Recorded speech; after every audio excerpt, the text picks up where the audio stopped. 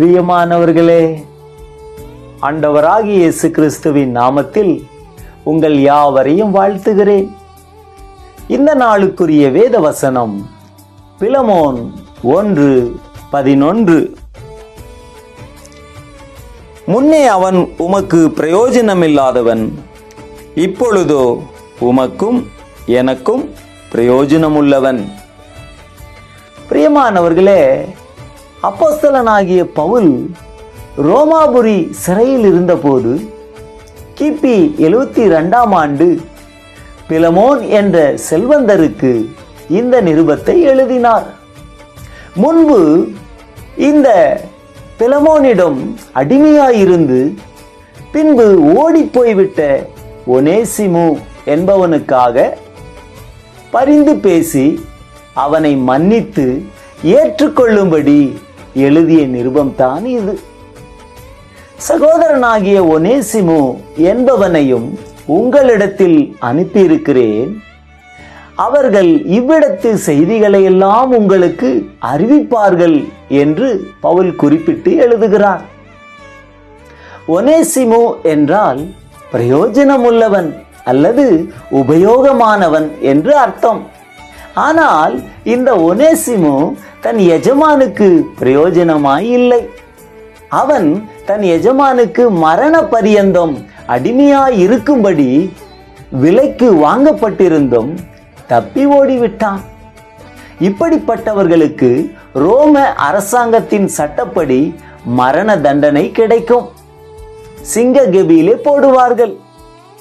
ஆனால் தப்பி ஓடிய ஒனேசிமு எப்படியோ ரோமாபுரிக்கு சென்று அப்போஸ்தலனாகிய பவுல் மூலமாக கிறிஸ்துவுக்குள் வழிநடத்தப்பட்டார் மற்றும் பிரயோஜனமுள்ள ஆவிக்குரிய மகனாகவும் நல்ல கிறிஸ்துவ சகோதரனமாகவும் விசுவாசியாகவும் மாறிவிட்டார். ஆகவே பவுல் இந்த ஒனேசிமுக்காக என் எஜமானிடம் பரிந்து பேசி இவனை அடிமையைப் போல் நடத்தாமல் அவன் கிறிஸ்துவுக்குள் வந்துவிட்டபடியால் இனி தேவனுடைய பிள்ளையாக நடத்துங்கள், இனிமேல் உங்களுக்கு பிரயோஜனமாய் இருப்பான் என்று ஒனேசிமுவை அனுப்பி வைத்தார் அப்போஸ்தலனாகிய பவுல். ஆம் தேவ பிள்ளைகளே, ஒருவன் கிறிஸ்துவுக்குள் வரும்போது அவனுடைய பழைய ஜீவிதம் எப்படியாயிருந்தாலும் அவர்கள் கிறிஸ்துவுக்குள் வரும்போது சகோதரர்களாக மாறுகிறார்கள், பிரயோஜனமுள்ளவர்களாக பிரகாசிக்கிறார்கள். அதே போல இன்றைக்கு நாமும் கூட நம்முடைய திருச்சபையிலும் நம்முடைய குடும்பங்களிலும் நாம் வேலை செய்கிற ஸ்தலங்களிலும் சோம்பேறியாய் இராமல் நாம் உழைக்கிறவர்களாக உண்மையுள்ளவர்களாக வாழ நம்மை அர்ப்பணிப்போம். ஜெபிப்போமா? அன்பின் பரலோக பிதாவே, இயேசுவின் நாமத்தில் உம்மை துதிக்கிறோம்.